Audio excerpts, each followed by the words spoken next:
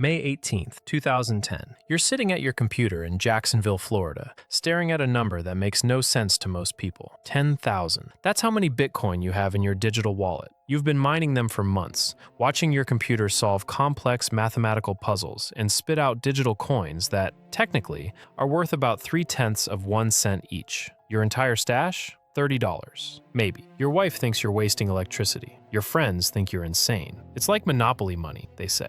And maybe they're right. But here's the thing. You believe in this. Bitcoin isn't just code. It's a revolution. Digital currency that no government controls, no bank can freeze, no authority can manipulate. It's the future of money. Except for one tiny problem. Nobody's actually using it as money. It just sits in wallets, accumulating, worthless. So you have an idea, a stupid, brilliant, historic idea. What if you actually bought something with Bitcoin? Something real, something everyone understands. You open Bitcoin Talk Forum and start typing. I'll pay 10,000 Bitcoins for a couple of pizzas. The post goes live and you refresh the page obsessively. Hour 1, nothing. Hour 2, someone comments, LOL, are you serious? Hour 3, still nothing. You explain in the comments, yes, you're serious. 2 large pizzas, any toppings, delivered to your house. You'll send 10,000 BTC to whoever makes it happen. People think it's a joke. Some think it's a scam. Most just ignore it. Day 2 arrives. Still no taker. You're starting to feel stupid. Maybe Bitcoin really is worthless. Maybe you've wasted months of electricity and time on digital fantasy money that nobody wants. Your wife walks by, sees you refreshing the forum again. Still playing with your internet coins? She's not mean about it, just concerned. You've always been into weird tech projects, but this one seems particularly pointless. Day 3. You're about to delete the post when a private message appears. Username, Jerkos. I can order you pizza through Papa John's website. I'll pay with my credit card. You send me the Bitcoin. Deal? You stare at the message. This is it. The moment Bitcoin becomes real money. You type back, deal. May 22nd, 2010. The day that will haunt you forever, though you don't know it yet. Your doorbell rings at 7:15 p.m. You open the door, and there's a Papa John's delivery guy holding 2 large pizzas. He has no idea he's part of history. No idea that this transaction will be studied in economics classes, referenced in financial news, memed into oblivion. He just wants his tip. You pay him cash. Wait, no, someone else already paid online. Jeremy Sturdivant, the guy from the forum, ordered these through Papa John's website for $25. Now you owe him 10,000 Bitcoin. You grab the pizzas, 1 pepperoni, 1 with extra cheese and veggies or something, you're not even paying attention to toppings because you're too excited, and rush to your computer. The pizzas sit on your desk, steam rising from the boxes, as you open your Bitcoin wallet. You type in Jeremy's wallet address. Type in the amount, 10,000 Bitcoin. Your mouse hovers over Send. This is it. First real-world Bitcoin purchase in history. You click. The transaction broadcasts to the network. 10 minutes later, confirmed. You take a photo of the pizzas and post it on Bitcoin Talk. Success! I just want to report that I successfully traded 10,000 Bitcoins for pizza. Thanks, Jerkos. The forum explodes. Congratulations pour in. This is huge! You just proved Bitcoin has real value. History in the making. You feel like a pioneer, a visionary. You're eating pizza and changing the world. The pizza is mediocre, Papa John's, nothing special, but it tastes like victory, like proof of concept, like the future. Your wife tries a slice. So you spent $30 of electricity to buy $25 of pizza? She's doing the math wrong, you explain. It's not about the current price. It's about what Bitcoin could become. She shrugs and goes back to watching TV. Over the next few weeks, you do it again and again. You spend another 10,000 BTC on more pizzas. Why not? You're mining 100 to 200 coins per day. They're essentially free, and each transaction proves the system works. By June, you've spent over 20,000 Bitcoin on food. People on the forum start calling May 22nd Bitcoin Pizza Day. It becomes a thing, a celebration. You're famous in this tiny community of cryptography nerds and libertarians. Life is good. 2011. Bitcoin hits $1 for the first time. You're at work when you see the news. Your stomach drops. Quick math. 10,000 BTC times $1 equals $10,000. You spent $10,000 on pizza. Okay, that's not great, but it's fine. You still have thousands of coins left. You believed in the experiment. Someone had to be first. You post on the forum. No regrets. Pizza was good. People like the comment. You're still the pizza guy, but in a good way. The lovable pioneer who proved it all worked. 2013. Bitcoin hits $100. Your pizza is now worth $1 million. You stop checking the price daily. Stop Stop talking about it at parties. When people bring it up, and they do, constantly, you force a laugh. Yeah, expensive pizza. Inside, you're dying. $1 million for Papa John's. Your wife knows the numbers now. She doesn't say anything, but you catch her looking at you sometimes with this expression. Not anger, something worse. Pity. November 2013. Bitcoin touches $1,000. Your pizza? $10 million.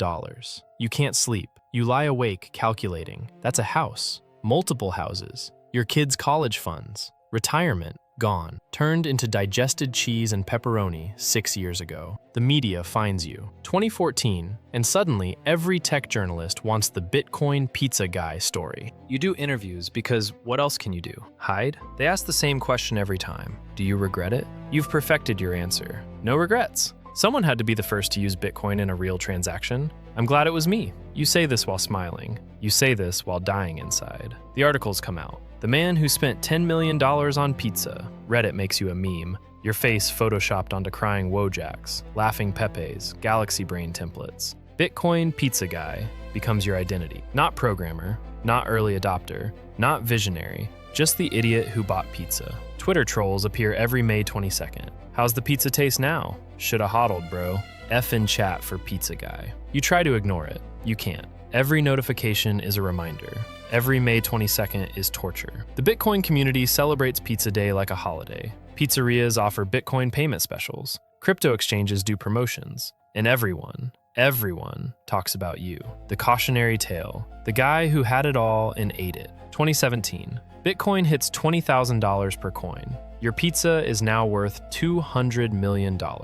You stop reading the news. You stop checking crypto prices. You definitely stop going on Reddit. But people find you anyway. A documentary crew shows up at your house. We're doing a film about Bitcoin's history. You're a crucial part of the story. You want to say no, but part of you, the part that still believes you did something important, agrees. During the interview, they ask about regret. Again, always. Look, you say, and this time you mean it. If I hadn't bought that pizza, someone else would have eventually. Bitcoin needed that first transaction. It needed proof it could work as currency, not just as a speculative asset. I provided that proof. I'm proud of that. The interviewer nods, but you can see it in their eyes. They think you're coping. Maybe you are. That night, you do something you haven't done in years. You look up Jeremy Sturdivant, the guy who got your 10,000 Bitcoin. Turns out he sold them when Bitcoin hit $400. Made $4 million. Not bad. Not world-changing, but not bad. You feel relief? At least he didn't become a billionaire off your pizza money. That would have been too much. 2021. Bitcoin reaches its all-time high, $69,000 per coin. You're sitting in your car in a parking lot when you see the notification. You open the calculator app on your phone. You've done this math 1,000 times, but you do it again. 10,000 times $69,000 equals $690 million. $690 million for 2 pizzas. You sit there for 20 minutes. Just breathing. This is enough money to buy a sports team, to fund a small nation, to never work again, never worry again, to set up your children and grandchildren for life. Instead, you have a mortgage, a car payment, a normal life. The pizza cost more than the GDP of some countries, more than most lottery jackpots, more than most people will earn in 10 lifetimes, and you spent it in 15 minutes of eating. Your phone buzzes. It's your daughter home from college. Dad, my economics professor mentioned you in class today. Bitcoin pizza guy. That's so cool. Cool, right.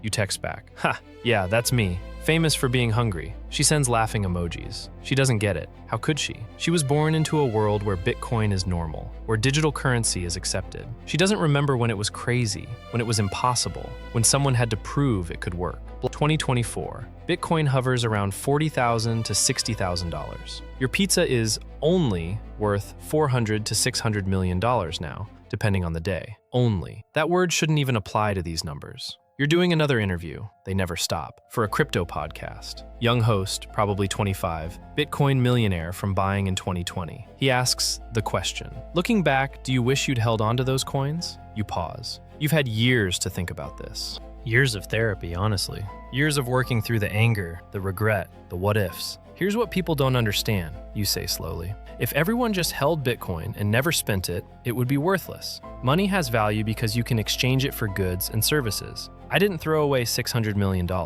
I proved that Bitcoin was money, real money. Without that proof, without early transactions, Bitcoin might have died as a curiosity, some nerd thing that never escaped the forums. The host nods, but you're not done. Every technology needs early adopters who use it when it's not profitable, who sacrifice potential gains to prove the concept. I was that person for Bitcoin, and yeah, it cost me a fortune, but it helped create an industry worth trillions. So no, I don't regret it. You hang up the call and sit in silence. Did you mean what you just said? Partially. The philosophy is sound. Someone had to spend Bitcoin first. Someone had to take the hit. But God, did it have to be you? Did it have to be so much? You think about Jeremy sometimes, about the pizza delivery driver who has no idea he delivered the most expensive meal in history, about Satoshi Nakamoto, Bitcoin's creator, who disappeared and never cashed out billions worth of coins, about the thousands of early adopters who also spent or lost Bitcoin when it was worthless. You're not alone in this, but you're the most famous. Every May 22nd, Bitcoin Pizza Day,